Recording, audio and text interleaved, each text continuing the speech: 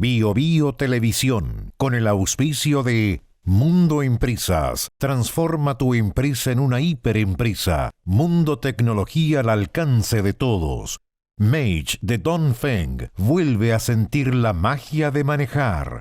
Libérate del estrés con Melipaz, tranquilizante natural de NOP Laboratorios, pinturas y adhesivos Lanco. Llegó la nueva forma de pintar con despacho en 24 horas. Presentan comentarios de Tomás Mochiati.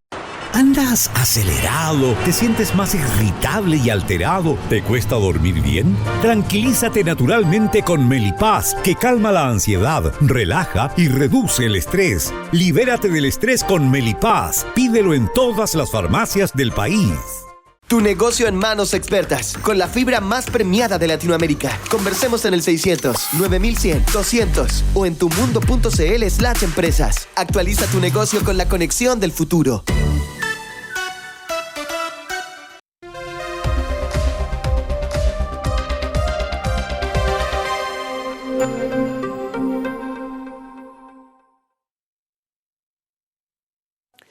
Las candidaturas presidenciales renguean, se tambalean, avanzan a trastabillones. No es un misterio para nadie que la política está a la baja. El biorritmo está lento, que no tenemos grandes candidatos. Hay poco ancho, hay poca solvencia, hay poco liderazgo, hay hartos errores, esos que cometen los jugadores poco dotados, con pocas condiciones. Es simplemente lo que hay. La candidatura del oficialismo, del continuismo, vive una situación difícil, casi imposible.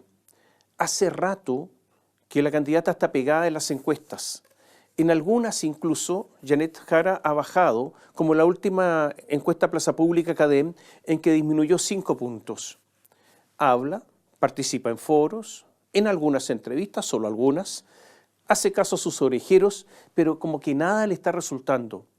No suben las encuestas, se está quedando ahí. El peligro que enfrenta es lo que le ha ocurrido a otros candidatos, que sus huestes, que los políticos que van a la elección parlamentaria se convenzan que va a perder, que con ella no hay caso, que hacer campaña con Janet es perder el tiempo y que la dejen finalmente sola. Esto ha pasado muchas veces a candidatos de derecha e izquierda. La sensación de candidato abandonado a su suerte es una de las peores cosas que puede ocurrir porque la campaña se empieza a parecer a una especie de caminata sonámbula, a un divagar permanente, a una agonía insoportable. Consejo para Janet, no caer en esta situación. Es verdad que Jara está en una situación muy difícil, es cierto. Aunque el apoyo de Gabriel Boric es importante, el apoyo a Gabriel Boric es importante, sólido, casi incondicional, todas las encuestas lo muestran sólidamente en el 30, a veces en el 33, 34%, y estos son votos para Janet. Los números, esos números no dan para ganar. Este es el gran problema. Si los candidatos a la Cámara de Diputados y al Senado se convencen de esto, pasará lo que les decía recién. Y este ha sido un tema de las últimas semanas. Jara enfrenta este problema que es de difícil solución. Es que ella inauguró una expresión cibernética en política, este asunto del reseteo, y esto es lo que provocó el tremendo desorden. Lo dijo en forma impúdica, yo diría casi desvergonzada. Lo que se prometió en las primarias oficialistas, dijo, no vale. La palabra empeñada no cuenta. Los conceptos ideológicos ya no corren. Así como usted puede dejar en blanco la memoria del computador o de su pendrive, Jara es ella la que se quedó en blanco por propia decisión para enfrentar la elección presidencial. Y al cierre de esta columna, todo eso seguía en blanco, como si la amnesia fuera un bien, fuera algo que hubiese que publicitar, como si la amnesia fuera un buen recurso político. Por eso le decíamos, vivimos una época de baja intensidad, de bajas competencias. No quiero entrar en eso que ya se ha dicho, que existe la posibilidad de que esto incluya un engaño en la seducción de los votantes de las primarias, porque ¿acaso no ocurre eso cuando se promete algo a sabiendas que no se va a cumplir? ¿No es eso un engaño? Y siguen las otras preguntas incómodas. ¿Quién es realmente Janet Jara? ¿La que fue o la que vendrá? ¿Cuántas versiones podrán aparecer de Janet Jara en el futuro? Y todo esto depende, como ella llama, de la correlación de fuerzas. De manera que si tuviera mucho poder por la correlación de fuerzas, ¿con quién nos encontraríamos entonces? ¿Son todas estas preguntas excesivas? No, evidentemente que no. Algo más. El programa de primaria fue presentado por Jara al servicio electoral, en un acto formal. No es lo escrito en un volante, de esos que se reparten en la calle, no es en un papel cualquiera, no es lo dicho en una proclama callejera. Decir que eso, que se presentó formalmente ante el servicio electoral, es también cometer un abuso sobre nuestra institucionalidad electoral. Janet Jara enarbola como uno de sus éxitos personales la reforma previsional que obliga a entregar más dinero a las AFP. En su programa, que es el único que ha presentado, el de las primarias, promete terminar con las AFP. ¿Cuál es la Janet Jara? ¿La que dice que lo de la reforma previsional entregando más dinero a las AFP es un éxito o la que dice que hay que terminar con las AFP? Dice además en su programa que hay que crecer aumentando la demanda interna, que tenemos que consumir nosotros mismos lo que producimos. Pero eso ya se probó en los tiempos de la Unión Popular. Algunos con memoria larga recordarán al ministro Pedro Vuskovic. El asunto fracasó. Lo que fue más sorprendente fue haber dicho, cuando la emplazó José Antonio Kast, que no pretendía nacionalizar el cobre, que no pensaba hacer eso, que no estaba en su programa. Lo acusó incluso de maletero, incluso de mentiroso. Pero después tuvo que decir que lo suyo había sido un error. Es posible que sea una demasía decir que mintió. Entonces, vámonos por las otras alternativas. ¿No leyó su propio programa? ¿O es que lo leyó y se olvidó? ¿Es que la candidata no tiene claro qué hacer ni más ni menos que con el cobre? También mencionó nacionalizar el litio y nos proporcionó la siguiente explicación. Dice que además del error, no hay ninguna posibilidad de que se nacionalice algo que además ya es nacional.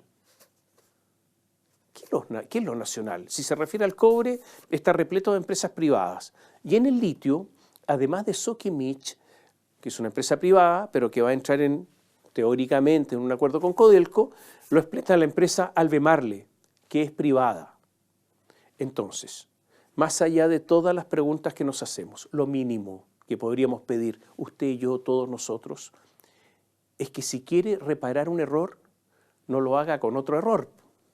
Por eso le digo que vivimos tiempos bajos, en que todo es posible. Naturalmente que eso de los 750.000 pesos de sueldo, que ahora llaman vital, ya no corre. Es como si fuera un asunto que ya no es vital, porque ahora en el sentido de suma importancia, es que era para esa gente de las primarias, porque así los tratan, esa gente de las primarias, pobre gente, porque así se refieren a ellos, esos de las primarias. El asunto del reseteo intentó explicarlo uno de los más influyentes consejeros y amigos cercanos de Janet Jara, Marcos Barraza. Dijo: las definiciones de orden económico tienen que representar al conjunto del progresismo. Janet es respaldada por una coalición la más amplia de la historia de las coaliciones progresistas, como que si fueran mucha gente. ¿A qué se refirió Marcos Barraza? Se refirió a los partidos que apoyan a Janet Jara. A ver, le voy a contar para que no se le olvide. Partido Comunista, Partido Socialista, Partido por la Democracia, PPD, Frente Amplio, Partido Radical, Partido Liberal, Federación Regionalista Verde Social, Acción Humanista, Democracia Cristiana, Partido Popular, Partido de Igualdad. Hartos. El problema es que no tienen mucha gente. Él dijo la más amplia de partiditos. A lo mejor se me quedó incluso alguno fuera. Esta coalición enorme, como manera de explicación, se refiere entonces a este factotum Barraza. La verdad es que todos, los más grandes, se lo reitero, tienen una votación pequeña por ahora. Así que eso de decir la coalición más grande es verdad en cuanto al número, pero no en cuanto a voto. Y ahora hago un paréntesis. Hay algo en lo que el Partido Comunista sigue unido y en donde no hay discrepancia. Siguen sosteniendo que actuaron correctamente al tratar de destituir a Sebastián Piñera de la presidencia de la República. En esta parte, nada que reprocharse, dicen, y por lo tanto, atención con el PC. Es verdad que en el documento ese de las primarias, esa es una especie de expresión de deseo, ese documento, una presentación de un Chile para Janet Jara ideal, sin indicar mayormente cómo se llega a ese ideal. Una especie de ensoñación, claro, para los soñadores de la izquierda dura. Tampoco es que el asunto sea tan novedoso. ¿Se acuerda del mantra, esa repetición constante? Usted la ha escuchado tantas veces, por años y años, por parte de Gabriel Boric y sus adláteres, de la frase educación pública gratuita y de calidad. ¿Se acuerda de eso? Incluso después de un largo discurso, educación pública gratuita y de calidad. Haga un ejercicio ligero, un ejercicio simple, hágalo usted ahora. Pruebe a repetirla de nuevo, usted, una y otra vez, a ver qué sabor le queda en la boca. Muchas cosas se han dicho y después no se hacen. Esta semana, Janet Jara tuvo otro traspié.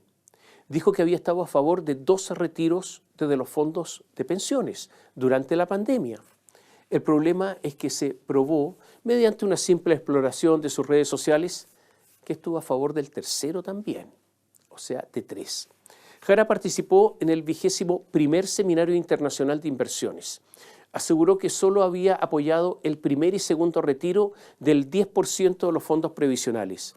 Sin embargo, en 2021, la hoy carta oficialista defendió el tercer retiro previsional. ¿Qué dijo? Yo apoyé el primer retiro y el segundo retiro porque la gente no tenía que comer. En mi país a algunos se lo olvida, pero no hay que tener la memoria tan corta, declaró Jara en un punto de prensa una vez finalizado ese seminario. Y siguió Janet. Después de que llegaron las ayudas estatales, no aprobé más los retiros, principalmente porque estaba preocupada por la inflación, más no y sinceramente por el monto de las pensiones. O sea, más no y sinceramente porque estaba preocupada por el monto de las pensiones. O sea, de ahí en adelante ya no dijo, porque no le parecían justificables. Pero ocurre que en abril de 2021, y a través de un streaming en YouTube junto al diputado Boris Barrera, del Partido Comunista, la hoy opción del oficialismo explicó por qué la aprobación del tercer retiro era una medida necesaria. ¿Qué dijo Janet en ese momento? Yo creo que nadie pensó que la mejor fórmula era pagar con sus propios fondos previsionales el costo de la crisis. Pero una vez que la cesantía se empieza a producir, la suspensión del empleo, las reducciones de jornada y todas las variedades de las posibilidades de trabajo se empiezan a reducir y empieza a crecer la informalidad en el empleo, en ese sentido hoy día se ve como una gran posibilidad de esperanza de tener efectivamente un ingreso, el tema del tercer retiro. Y no lo dijo solo una vez, fue una verdadera campaña la de ella. Leo en su Twitter: en La Moneda se gastan millones en mariscos y pescados, mientras que en las calles el pueblo sigue atento al debate del tercer retiro para poder parar la olla y pagar las deudas. Hoy a las 14 horas se vota, #tercer retiro. Otra más: el gobierno obstaculiza el tercer retiro e intenta enviar más recursos al negocio de las AFP. Está bien, de nuevo. Sería un exceso, de nuevo digo, decir que Janet Jara mintió. Digamos, prefiramos, Janet olvidó. Lo que no es tolerable es que no sea capaz de dar cuenta de sus propias actuaciones, que en un tema que ella ha colocado como un tema central de su campaña, la reforma previsional, no sea capaz de contarnos cómo ha actuado en un pasado reciente. Por eso estamos en tiempo de candidatos bajos. Quedará para la anécdota que Janet no solo en esta ocasión habló, sino que también hizo, o sea, fue consecuente. Ella hizo de su cuenta sacó de su cuenta, los 3 retiros. En su caso, dudo que haya sido por necesidad, como ella dice, de los demás. Y de ese retiro de plata, el tercero, también se había olvidado. Explicación de Janet. En ese minuto puede que no me haya acordado de los detalles. Yo sé que hay un interés en dejar cosas como puestas, como que son mentiras, pero la realidad es mucho más distinta que eso, contestó. No hemos dicho que haya mentido, hemos dicho que cayó en otros problemas. Pero agregó luego lo siguiente, ponga por favor atención. Parece que hay una tendencia a la literalidad. Yo no voy a criticar porque cada uno sabe cómo hacen los medios, pero yo no tengo ninguna intención de mentir, ninguna. Bueno, eso hemos dicho. Es probable, más que posible, probable que no mienta, simplemente olvida, pero en algunas cosas no hay derecho a olvidar. Lo raro es que ella critica lo que llama la tendencia a la literalidad. O sea, lo que ella pretende es que las cosas no se deben leer exactamente y no se deben decir exactamente por lo que dijo. ¿Qué significa literal? ¿Qué dice la Real Academia Española?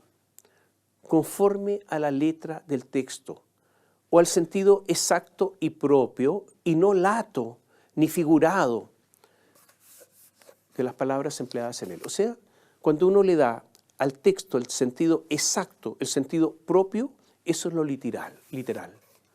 Entonces, ¿qué diablo está criticando Janet Jara? ¿Ser exactos? ¿Qué critica? Mire, si usted lee el Código Civil, esa magnífica obra de Andrés Bello, ¿qué dice para interpretar la ley del Código Civil? No se desatenderá su tenor literal a pretexto de consultar su espíritu. Por eso cuando nuestros candidatos hablan, muchas veces constatamos que estamos en tiempos bajos. Algo más, y esto es un dato para que recordemos, lo que recibió la población chilena directamente al bolsillo en tiempos de pandemia, sumado a las ayudas estatales de los retiros de fondos, fue cerca entre 70 y 80 mil millones de dólares. Casi un presupuesto nacional completo. Yo no sé qué país hizo esto, pero deben ser contados con los dedos de una mano. Yo no sé si Janet Jara tiene un mínimo acercamiento a este tipo de asuntos.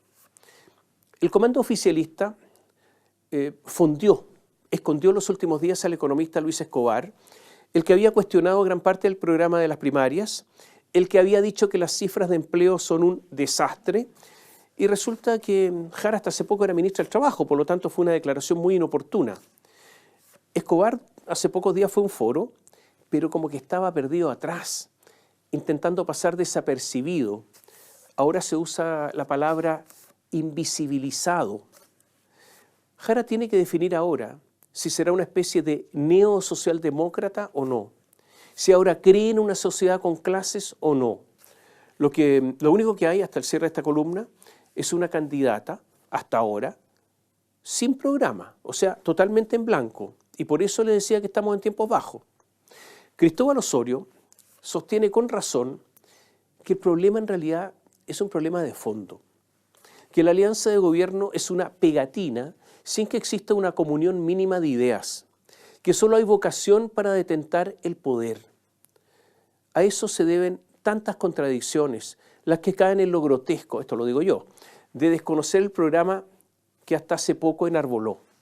Es por eso que después de las entrevistas varias que dio el economista Luis Eduardo Escobar, desmentirlo, esconderlo, era lo necesario. Osorio recuerda que lo mismo le pasó a Carolina Toá cuando tuvieron que esconder al economista Óscar Landerreche. Esto pasa porque Jara quiere aparecer ahora como lo que no es o lo que no era. En el caso de Toá es distinto, es por la regresión que ha sufrido el socialismo democrático, es por su involución, su retroceso de la llamada renovación socialista, sometiéndose ahora al Frente Amplio y al Partido Comunista en una sumisión donde hay de todo. Mantener el poder, lo que se pueda mantener, vacío ideológico, cierta cobardía, buenismo y eso de seguir alegremente, incluso infantilmente, incluso con personas que tienen años, con ligerezas ciertas tendencias efímeras, superficiales, que algunos llaman cultura woke, aunque eso hay que precisarlo y haría para otra columna, al Frente Amplio y al Partido Comunista. Lo cierto es que no hay mayor renuncia del llamado socialismo democrático cuando se adhiere a una conducta ajena sin tener la mínima idea del programa que tendrá esa candidatura. Y esta es la demostración de la caída.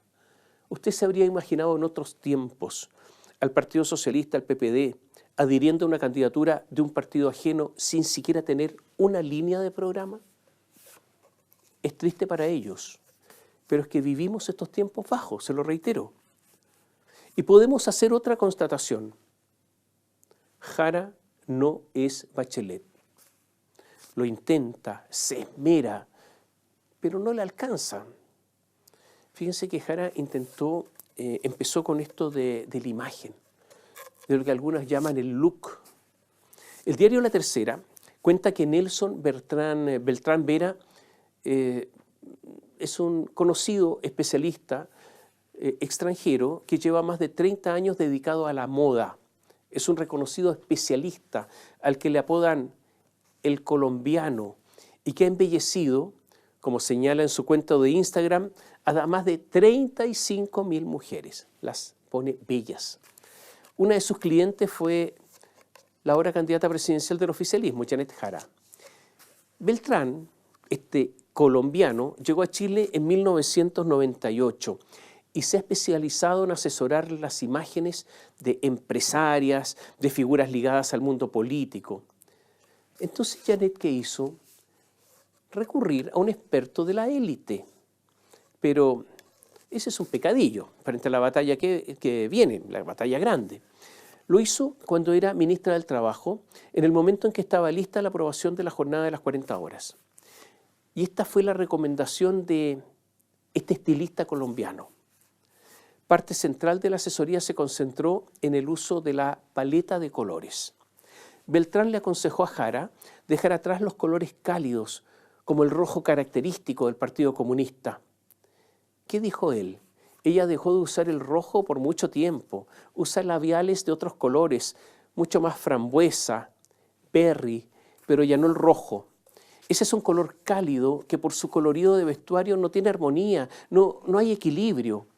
Al usar prendas en tonos fríos, utiliza también labiales en tonos fríos o neutros. Ella tiene una agenda muy ordenada, que entendió el mensaje de la importancia de la asesoría de imagen, que los colores fríos la van a rejuvenecer, ahí hay armonía, hay credibilidad y mucha empatía. Ese es su encanto entonces. Cuando alguien como la ministra Jara presenta el proyecto de 40 horas, lo muestra con su traje azulino, con una blusa champán. Es una imagen súper positiva como mujer, profesional, ministra de Estado. ¿Un poco más sigo? ¿Qué más dice el colombiano?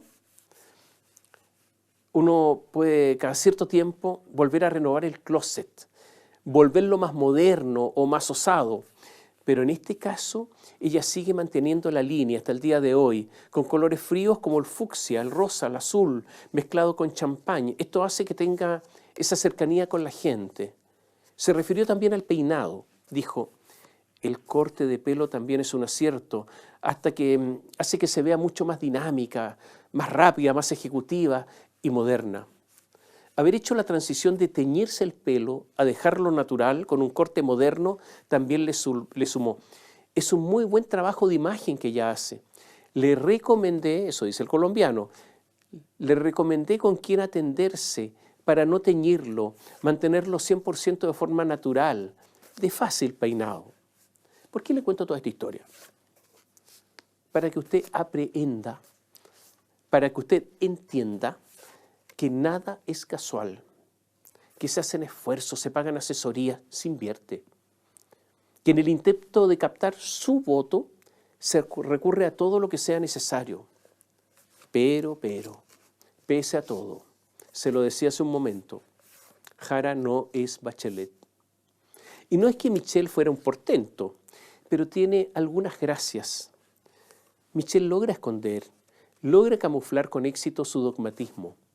Es mucho más calculadora, es más eficientemente calculadora, tiene más recursos y además es más olímpica, dicho en chileno. Si el Partido Comunista soñaba con tener su propia Bachelet, comienza el desengaño. La misma candidata dio a conocer un giro en la campaña. ¿Cuál es el giro de Janet Jara? Se terminaron los foros, se terminaron las entrevistas. En el comando se convencieron de que había demasiados errores no forzados, confusiones, contradicciones, olvidos. Ella dijo que prefería estar en las calles, en las regiones, con la gente. Quiere estar con el pueblo y no con esos grupos que pertenecen a la élite. En el programa de gobierno de las primarias se habla mucho de abusos, o sea, de un país que se divide entre abusadores y abusados. Una variante de la élite versus el pueblo. Y habrían caído en la constatación que en esos foros y debates ella le estaba hablando a la élite o a los abusadores. Jara lo explicó así. ¿Qué es lo que dijo? Mi campaña se construye con diálogo directo con la ciudadanía, priorizando la voz de la gente común por sobre la presión de los grupos económicos y los polos cerrados. Le hace los debates. Las entrevistas van a ser, creo yo, solo las entrevistas amables. Agregó Jara. Llegó la hora de que me reúna con los chilenos en regiones que no tienen la posibilidad de estar agrupados en gremios y voy a empezar a hacer eso de ahora en adelante. Entonces, en los próximos días comienza una gira de 27 días por el país con un amplio despliegue territorial. Comienza en Valparaíso el 18 de agosto, termina en Santiago el 14 de septiembre. Ya están las poleras estampadas, ya están toda la campaña publicitaria y un llamado, así como comillas, súbete a la jaraneta, en un intento por salir de todas estas polémicas de los últimos días. Todo hace pensar que este giro en la campaña es razonable, porque lo que estaba haciendo hasta ahora no le estaba resultando. Ahora, con la inscripción de su candidatura, debe presentar su programa de gobierno. El desafío será aquietar a los que terminen descontentos. Se estima que la disciplina del Partido Comunista será fundamental para que nadie se salga de las filas, pero será de todas maneras la presentación de este programa de gobierno, que es una exigencia legal, ahora que tiene que inscribir su candidatura, será un parto. Esto dijo Marcos Barraza, el asesor más cercano o uno de los más cercanos a Janet Jara. Las definiciones de orden económico tienen que representar el conjunto del progresismo. Todos, o sea, ellos también, tendrán que ser representados. Habrá que ver qué pasa con el economista Luis Eduardo Escobar, el que algunos catalogan como el panteonero del programa que Jara proclamó en las primarias. El programa que se entregará en las primarias en las próximas horas será el que marque la campaña. Hay que poner atención en el programa económico, programa de gobierno, pero también específicamente en el económico de Janet Jara. Hay que recordar que además de Luis Eduardo Escobar, el equipo económico de Jara tiene más componentes. Está Andrea Betancor, trabajó con Alberto Arenas, uno de los más oscuros ministros de Hacienda en tiempos de democracia. Recordemos que fue despedido por Michelle Bachelet. Otro integrante del equipo económico de Jara, Nicolás Bohm, militante comunista. Según Exante, uno de los cerebros técnicos de la reforma tributaria de Mario Marcel y asesor de la candidatura a la presidencia anterior de Daniel Jadwe. Tomás Flores, ex subsecretario de Economía, comparó las propuestas de Jadwe y de la reforma tributaria de Boric y concluyó que eran prácticamente iguales en un 73%. Bohm es el hombre. Este economista, además, quería en la Convención Constitucional someter las políticas del Banco Central a una bolsa de payaso, a algo que decía así, a objetivos democráticos y de desarrollo. Otro economista es Sebastián García, el cerebro de la parte económica de Gonzalo Winter. Todos, obviamente, quieren de alguna manera, una u otra, subir los impuestos. Ellos tendrán que renunciar a buena parte de su ideología en este programa que tiene que ser presentado en las próximas horas. Hace unos días, Jara, en una reunión con trabajadores eventuales del puerto de Valparaíso, apoyó el proyecto de ley que impulsa el diputado comunista Luis Cuello, que pretende instaurar otro impuesto más, un royalty portuario, el que debería ser pagado por las empresas navieras. Amén de que la izquierda piensa permanentemente en más impuestos, ocurre que los puertos chilenos son de los más ineficientes. Fíjense que en cada puerto chileno, esto es increíble, hay dos empresas. La empresa privada, que hace el trabajo, que licitó, y hay una empresa estatal, que hace muy poco y que cobra bastante por ese poco hacer. 2 empresas para un mismo puerto.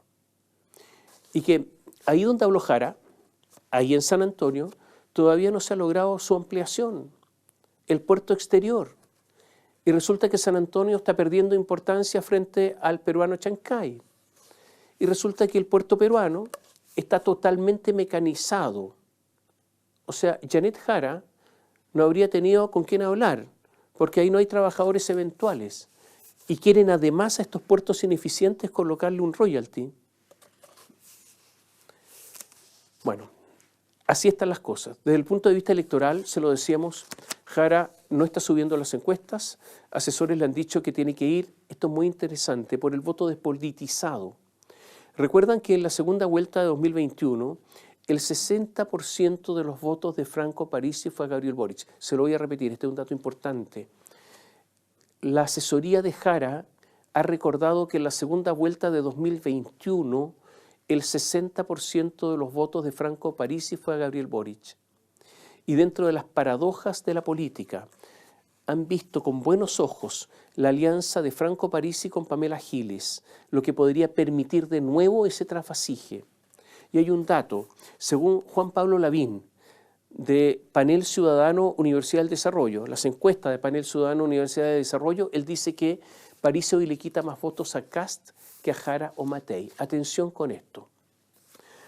Delante dije que había una actitud de sumisión del llamado socialismo democrático. Bueno, ocurre que hubo una reunión del PPD. Fue una reunión como psicoanalítica, política, pero psicoanalítica, donde se autoanalizaron.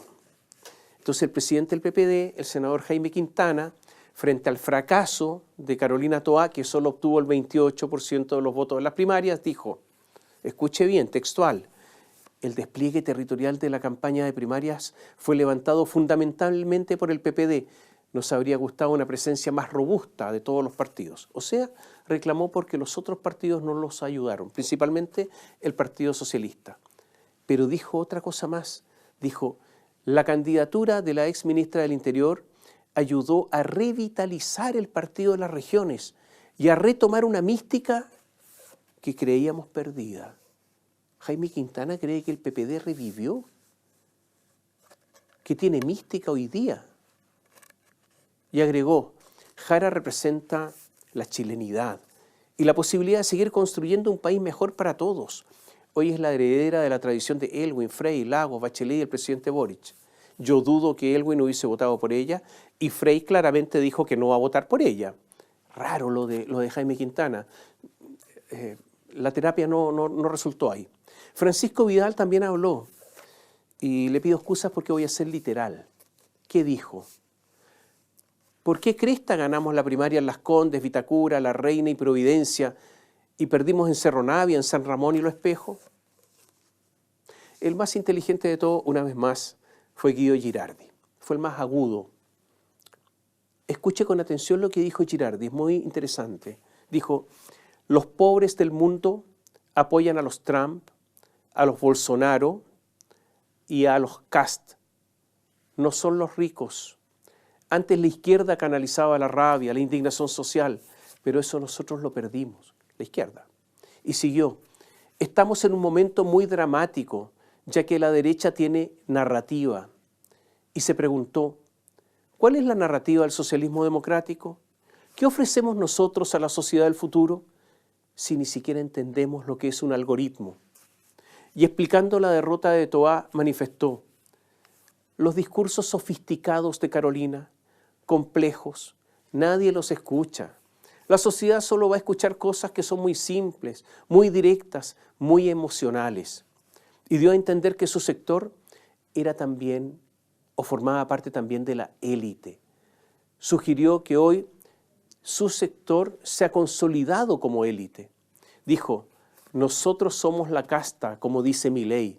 Entonces, claro, cuando Carolina se sitúa en la élite, el outsider ahí es Jara. Y siguió, en economía tenemos un problema. Evidentemente no es el Partido Comunista el que hoy representa la posibilidad de crecimiento económico. En seguridad, Como progresismo no tenemos grandes legitimidades, porque hasta hace poco, muy poco, nuestros compañeros comunistas votaban en contra de las propuestas de Carolina Toá. En migración, hemos tenido una pésima política migratoria. Usted concordará conmigo, lúcido y Girardi. Aquí están los problemas del socialismo democrático, de ese socialismo sometido al Frente Amplio y al Partido Comunista. Y estos son también los problemas de Janet Jara. Veremos si finalmente, además, Carolina Toá se integra al comando de Janet Jara o si sigue en su ostracismo ad perpetuam. Todo esto que dice Girardi aterriza en una polémica actual. Como todos sabemos, hoy el voto obligatorio no tiene establecida una multa. Esta multa, su existencia, se va a votar el martes próximo. Y la verdad es que ha habido muchísimas dilaciones porque vastos sectores del gobierno no quieren imponer esa multa y volver en la práctica al voto voluntario. Se ha usado como moneda de cambio dejar sin sanción a los extranjeros avecindados en Chile. O sea, para ellos, o que para ellos el voto sea voluntario. Hubo una época, cuando existía el voto voluntario, que la izquierda sostenía que los sectores más modestos económicamente, los llamados sectores populares, no iban a votar con voto voluntario, que la mayor abstención estaba ahí y que esas personas, de ser obligadas a sufragar, lo harían por candidatos de izquierda. Pero la gran sorpresa es que eso no fue así. Muchos de ellos votan por la derecha. Y a eso se refiere Girardi, a la pérdida de sentido por ahora de la izquierda. Con todo lo dicho, es importante recordar y no olvidar que todas las encuestas ubican a Janet Jara pasando a segunda vuelta y que es en la segunda vuelta donde tendrá su prueba definitiva. En la derecha está liderando con comodidad José Antonio Kast. Hasta ahora había repetido una y otra vez frases previamente hechas, memorizadas sobre seguridad y economía, y nadie lo movía de ahí. Le preguntaban por los romanos y respondía con los troyanos. Es una técnica vieja, pero una técnica que tiene límites. Esto se nota cuando un candidato necesariamente tiene que tener conversaciones exigentes, debe responder de otros temas, debe profundizar sobre estos y por lo tanto comienza a tener dificultades. O también cuando los candidatos se ven con tanta ventaja que caen en un exceso de confianza. Y ahí se salen del libreto. Y esto es lo que ocurrió con Kast. Como resulta obvio, además, Kast es hoy un blanco. Siempre va a ser blanco el que lidera las encuestas para sus adversarios, pero es un blanco para el gobierno y por eso ha sido criticado por ministros. Es un blanco para Evelyn Matei, ya que solo uno de estos dos candidatos de derecha pasará a la segunda vuelta. Son adversarios. En el 21º Seminario de Moneda Patria Investment 2025, José Antonio Kast dio a entender, y aquí está el error, a eso me refería, dio a entender que el Congreso no era necesario para gobernar porque las leyes para eso, para gobernar, ya existen. Lo dijo textual, no necesitamos más leyes para aplicar la ley. Y reforzó la idea de que yo voy a aplicar la ley, dijo. Y agregó algo que provocó escozor y reacciones. Dijo, el Congreso es importante, pero no es tan relevante como ustedes se imaginan. Y agregó que la facultad privativa de iniciativa de ley del presidente en ciertas materias debe respetarse. Y dijo, nosotros estamos haciendo la revisión de todas las potestades administrativas que tiene el Estado, de todas las leyes que tienen sanciones incluidas que nadie aplica. Por eso, cuando se hablaba del tema de la facilitación regulatoria, les di a la pasada el concepto de las guías ambientales. La guía ambiental no es ley, pero pareciera ser que los funcionarios se la aplican como ley a todos aquellos que están desarrollando un proyecto. La ley es la ley. Aquí no necesitamos más leyes para aplicar la ley. Es casi absurdo, dijo. Y agregó que con el estallido social hubo iniciativas legales que cayeron en el populismo y que traspasaban los límites de lo que corresponde a los parlamentarios. Habló de la salida de un juez y se refería obviamente al juez Daniel Urrutia, que a su juicio se dedicaba a legislar. Y el candidato también criticó prácticas administrativas y técnicas que, según dijo, bloquean injustificadamente proyectos productivos, como el uso de estas guías ambientales no legales que se aplican como si fueran ley. Ocurre que Kast ha sido reiteradamente calificado de ultraderecha y abrió un flanco. ¿Cuál flanco? El de las convicciones democráticas. Esto lo aprovechó Janet Jara. ¿Qué dijo Janet Jara? Lo que puedo decir es que para mí la democracia es muy valiosa. Efectivamente, las leyes se disputan en el Congreso Nacional con la amplia cantidad de miradas que hay en el país. Pensar que aquí se puede gobernar por decreto de forma autoritaria me parece que es un error. ¿Qué dijo Yasna Proboste, senadora de la Democracia Cristiana? Kast demostró cómo la ultraderecha en todo el mundo lo que pretende es gobernar por decreto saltándose la democracia.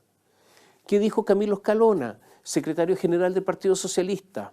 Fujimori fue electo con los votos, dio un golpe y se quedó no sé cuántos años en el poder. Bukele es de elección civil y ahí está eternizándose en el poder. ¿Cuál es el instrumento que utilizan estas personas? Los decretos, saltarse al Congreso Nacional. La democracia les incomoda. Habló incluso el gobierno, no desaprovechó la ocasión. Álvaro Elizalde, ministro del Interior socialista, dijo: la frase de Kast obviamente merece ser rectificada y aclarada. Camila Vallejo, ministra secretaria general de Gobierno, comunista: no sorprende que José Antonio Kast desprecie el Parlamento. Estuvo 16 años sin hacer nada muy relevante siendo diputado. Pero no fue solo ahí donde hubo críticas, también desde la derecha. La diputada de Renovación Nacional, Jimena Osandón, dijo: hay que tener cuidado de que se empiece a instaurar que se puede gobernar por decreto, porque eso es propio de los gobiernos autoritarios, dijo. Prácticamente una declaración que podría haber sido pronunciada por el oficialismo. Y atención, en el comando de Evelyn Matei circuló una minuta. En esta minuta la idea es diferenciarse de Kast y dice en parte: una candidatura que aspira a ganar la presidencia y comprende que Chile se ordena en torno al Estado de Derecho, debe hacer el mayor esfuerzo para contar con un Congreso que le permita sacar adelante sus principales reformas y no obstaculice la gobernabilidad. Si no cuenta con un Congreso favorable, forma parte de su tarea la de tender puentes para sacar adelante su agenda legislativa. Se han aprobado en los últimos años la PGU, la Pensión Garantizada Universal, ¿no?, la Ley Aula Segura, la restitución del voto obligatorio, más de 30 reformas para la seguridad impulsadas por la derecha, como la Ley Naín Retamal, robo de madera, Ley de usurpaciones, entre otros. Si el Congreso puede crear, efectivamente dicen, el Congreso puede crear problemas, pero ningún gobierno fundado en el respeto a la República y en la libertad puede prescindir de él. Esta fue la minuta en el comando de Matei. Crítica, obviamente, a Kast. Evelyn Matei fue más cuidadosa. Dijo: el Congreso es muy importante, es muy relevante. Tengamos claro que puede acusar constitucionalmente a un ministro, a un juez de la Corte Suprema o al propio presidente de la República. Ahora, claro, Matei tenía que ser más cautelosa porque en abril de este año, en Radio Infinita dijo lo siguiente: trataré de gobernar todo lo posible con decreto. Entonces, claro, tenía que ser cautelosa. Algunos analistas académicos dijeron incluso que lo que había dicho Kast podía ser el inicio del recurso de los resquicios legales, esos que ocurrieron en los tiempos de Allende, aludiendo al abogado Eduardo Novoa Monreal. Yo creo que es un exceso. Pero veamos, la frase de Kast de que el Congreso no es importante como ustedes imaginan, no es tan relevante, es una frase mala. Porque no sabemos qué es lo que imagina Kast de lo que otros imaginan. Ya esta tautología demuestra que la frase es mala. Lo cierto es que el Congreso es enormemente relevante. De hecho, una de las controversias fundamentales fue el intento de la Convención Constitucional de eliminar el Senado. ¿Se acuerda usted? Ahora, ¿tiene razón Kast cuando dice que puede gobernar por decreto? Sí, tiene razón. Eso no es objetable. ¿Por qué? Porque en Chile los presidentes gobiernan a través de instrucciones, de simples decretos y decretos reglamentarios. Así Institucionalmente gobierna un presidente. Se lo voy a repetir, un presidente gobierna a través de instrucciones, simples decretos y decretos reglamentarios. Ahora, esto que le estoy diciendo, de verdad se aprende en la cátedra de Introducción al Derecho, en la Facultad de Derecho. Es el ABC. Los decretos del presidente de la República están sometidos a un control de legalidad por parte de la Contraloría, eventualmente a un control ante el Tribunal Constitucional, mediante recurso de protección, también en los tribunales. Y si es exento, un decreto exento, puede haber una nulidad de derecho público en un tribunal ordinario o ante la misma Contraloría se puede recurrir. O sea, hay controles. Entonces, ¿todos los presidentes gobiernan por decreto? Sí. ¿Kast dijo algo muy novedoso? No. ¿Hay diversos controles de legalidad dependiendo del caso? Sí. ¿Cuál fue el problema? Decir que el Congreso no es relevante o no tan relevante. Es muy relevante. Eso es un error. Y ahora una precisión. A ver, estamos hilando fino, ¿eh? Bajo la Constitución de 1925, los decretos del presidente de la República solo podían regular materias establecidas en la ley. Bajo la actual Constitución puede regular materias establecidas en la ley y materias no establecidas en la ley, pero siempre rigiéndose obviamente por la Constitución. El actual presidente del Consejo de Defensa del Estado, antes de estar en ese cargo, en calidad de académico, cercano al Frente Amplio, dijo que no solo se podía gobernar con decretos, sino que eso era muy moderno. ¿Se da cuenta cómo cambian las cosas? Y hay algo más. El actual presidente del PPD, el senador Jaime Quintana, dijo que en Chile regía un parlamentarismo de facto. De facto es contrario a derecho, pero que regía y él lo apoyaba además. Y eso sí que es una afrenta constitucional, por decirlo con suavidad. No hay hasta ahora ninguna reacción al respecto. Lo otro que dijo Kast ya lo conocemos, que hay leyes que no se aplican, y eso es verdad. Por ejemplo, hay leyes que no tienen reglamento, y sin el reglamento no se pueden aplicar. Doy un ejemplo, este gobierno, para no tener problemas políticos, no ha dictado, porque lo hace pero lo retira, lo hace y lo retira, no ha dictado el reglamento de la ley Uber, porque significaría sacar de la calle a un montón de gente y por lo tanto provocar más cesantía. Entonces la ley no se aplica, existiendo. También es verdad, lo que dijo Kast, que hay jueces cuya doctrina no es aplicar estrictamente la ley, sino que se abren a otras alternativas extralegales. Es verdad que algunas instituciones públicas emiten guías y se transforman en colegisladores. Es verdad que la Dirección del Trabajo recién emitió un dictamen, por ejemplo, sobre servicios mínimos, en caso de huelga, en contra de texto expreso de la ley. Y eso es una ilegalidad. Y ese funcionario, el director del Trabajo, militante del Partido Comunista, depende del presidente de la República, por lo que en definitiva la última responsabilidad es del primer mandatario. Naturalmente que todo lo que le estamos hablando tiene que ver con el sentido común, de cómo se ejercen las facultades. No está tan equivocado Kast, pero se lo reitero, minusvalorar el Congreso es un error, porque el Congreso en un régimen democrático es fundamental. Tan fundamental es que haber disminuido los quórums constitucionales, tanto de la Constitución como de las leyes orgánicas constitucionales, es un peligro. Y ese peligro solo demuestra la importancia del Congreso Nacional. Todas las encuestas indican hoy que los candidatos de las derechas derrotarían a Janet Jara en segunda vuelta. Por lo tanto, la elección presidencial está dada entre Kast y Matei en primera vuelta. Ahí se va a resolver, por lo menos con los datos de que se disponen hoy. Ahí saldrá el próximo presidente de la República, en la primera vuelta. Claro, las sorpresas existen, pero son sorpresas. Tendría que ocurrir algo inesperado. Matei, entonces, debe remontar. Ha reordenado el comando. Kast, por su parte, debe mantenerse con el riesgo de que recibirá más fuego. O sea, deberá tener cuidado en sus exposiciones. Kast, además, tiene un problema. No tiene elenco para gobernar. Sus mejores figuras van a ir a competir en el Congreso. La diferencia que tiene con Chile Vamos es que Chile Vamos sí tiene gente, sí tiene experiencia de gobierno.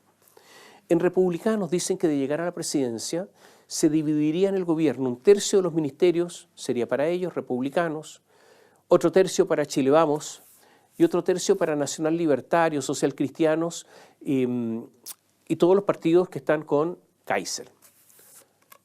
Ahora, un consejo para Kaiser, que se mantenga fuera del gobierno, si quiere ser la alternativa futura. A propósito de Johannes Kaiser, se inscribió. O sea, ya es candidato formalmente, claro, debe pasar con la revisión del CERVEL, pero ya es candidato. Está marcando poco en las encuestas en todo caso. Cuando cerramos esta columna, se informó que finalmente Chile Vamos llegó a un acuerdo con demócratas, que era la piedra de toque, respecto al desaforado diputado Miguel Ángel Calisto. Por lo tanto, hay acuerdo en lista parlamentaria entre Chile Vamos y demócratas y Calisto va a competir como independiente al Senado por Aysén. Es una opción que puede hacer perder a la oposición un senador. Es muy importante lo que ocurrió.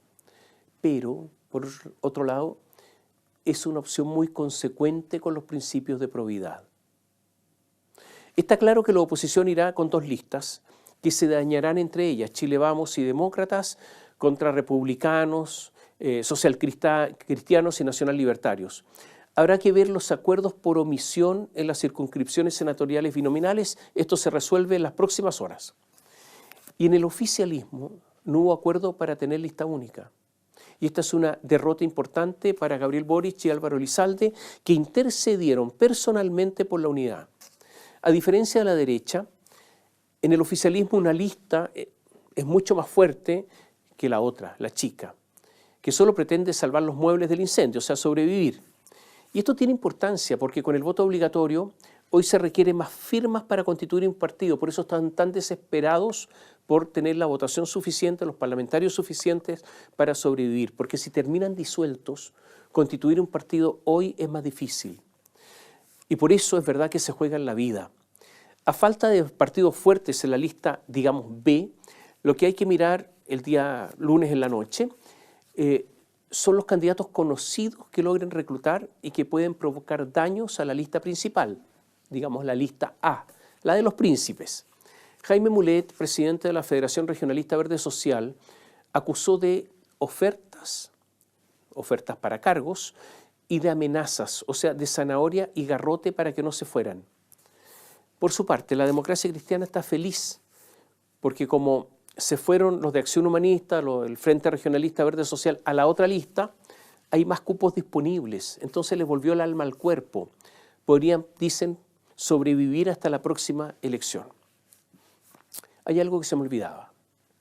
La Fiscalía Centro Norte presentó acusación contra Daniel Jadwe por 4 delitos, todos en calidad de consumados: fraude al fisco, estafa, cohecho y concursal.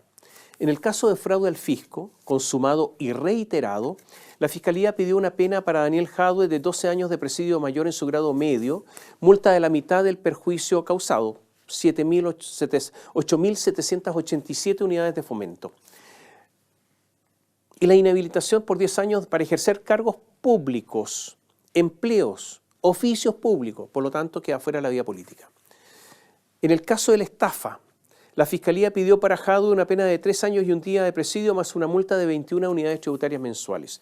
En el caso del cohecho, la vulgar coima, una condena de 820 días de reclusión menor y una multa de 19 millones de pesos e inhabilitación de 5 años para ejercer cargos públicos. Para el delito concursal, el ente persecutor pide una pena de 541 días de reclusión menor. Esta audiencia de preparación de juicio oral en contra de Daniel Jadwe será el 3 de septiembre.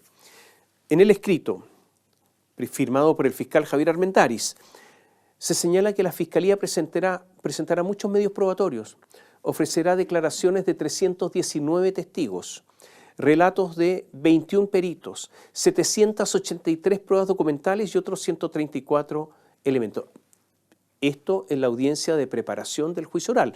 Después habrá que ver qué pruebas quedan seleccionadas para el juicio oral. Pero pese a todo esto, Daniel quiere presentarse a la elección. Guapea, invoca, exige, fanfarronea. Entonces, una de las preguntas que se dilucidarán ahora el lunes es si este hombre tuvo éxito y pese a todo lo que le hemos contado, estará en la papeleta.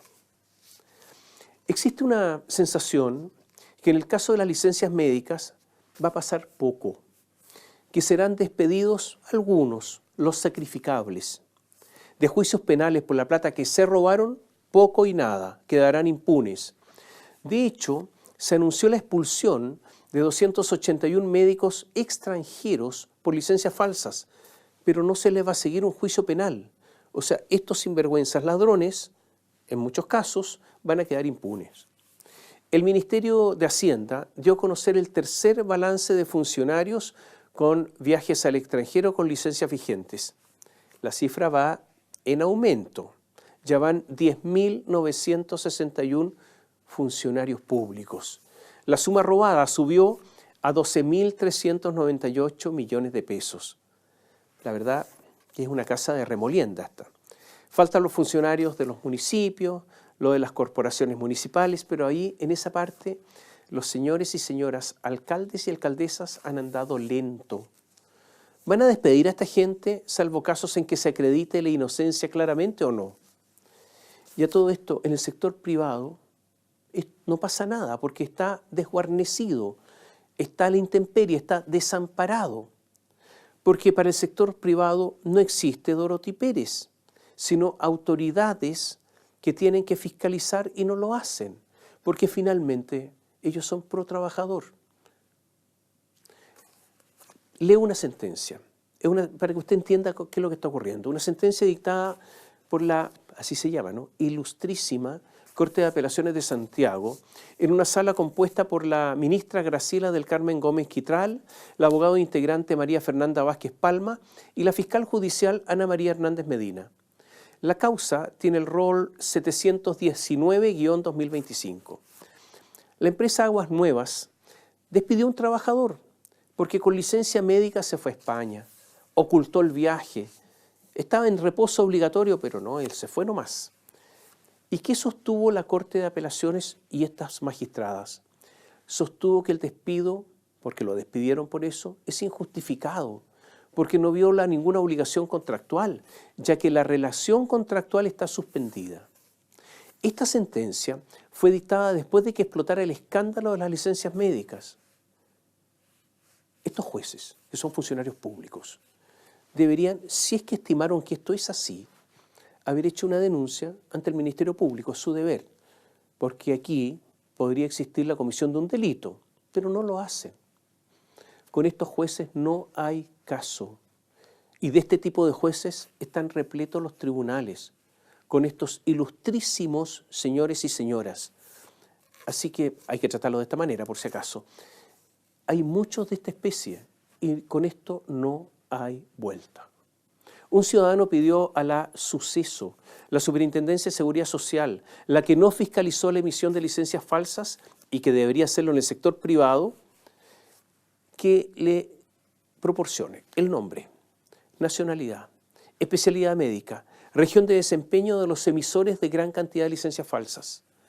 El Consejo para la Transparencia ordenó a la Suceso entregar estos datos, resguardando el RUT, el domicilio de datos personales. Y le dio a la Suceso 20 días de plazo para que cumpla.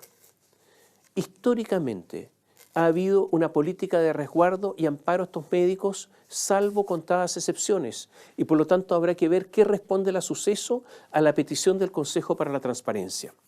Mientras tanto, Gendarmería destituyó a 4 coroneles por viajar al extranjero con licencias. Mientras tanto, los tribunales están investigando a los que se fueron a los casinos, incluyendo jueces. ¿Se llegará de verdad a la verdad? Quedamos hasta aquí. Para la próxima columna tendremos a los candidatos inscritos, con los programas presentados. Ya sabremos cómo quedó el programa de Janet Jara, en qué se diferencian los de Kass, Kaiser y Matei, con qué armas luchará Marco Enrique Sominami. Estarán inscritas las listas parlamentarias y podemos apreciar sus límites y posibilidades. La próxima semana se vota el último proyecto importante del gobierno, el FES, sobre financiamiento universitario, en su inicio de tramitación en la Cámara de Diputados. Y sabremos si el voto obligatorio será de mentira o con multa. Hasta la próxima.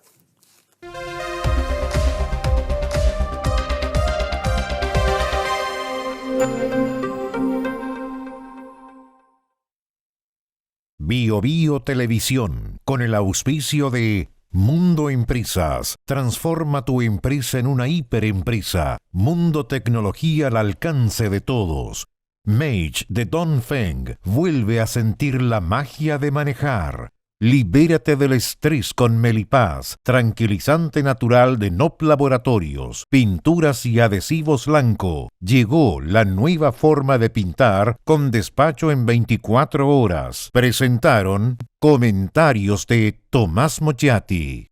¿Andas acelerado? ¿Te sientes más irritable y alterado? ¿Te cuesta dormir bien? Tranquilízate naturalmente con Melipaz, que calma la ansiedad, relaja y reduce el estrés. Libérate del estrés con Melipaz. Pídelo en todas las farmacias del país.